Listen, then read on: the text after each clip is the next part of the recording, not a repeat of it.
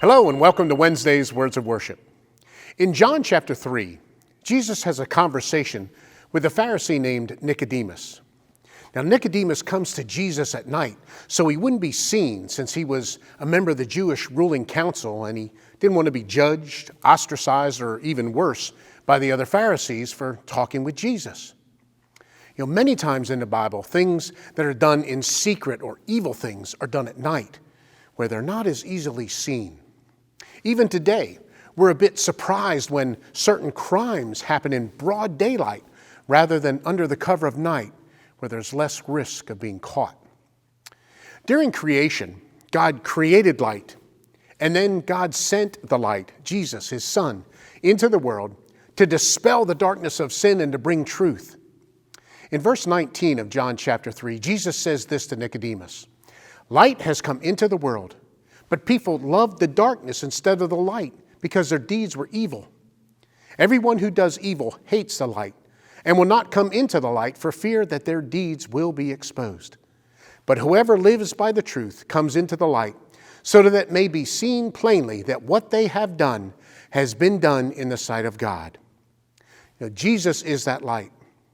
He will both judge our deeds and he also provides guidance for us to see clearly his truth and that he is the way.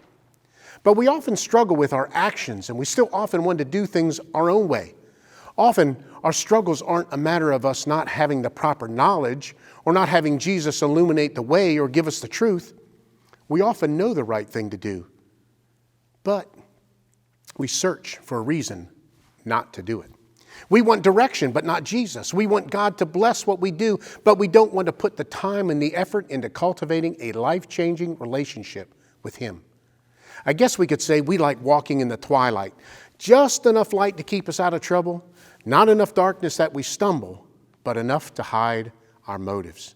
If we walk in the light, we want wisdom of the light, we want the guidance of the light, then we should be willing to pledge to live in the light and not settle for superficial direction or just asking God's favor when we think we need it.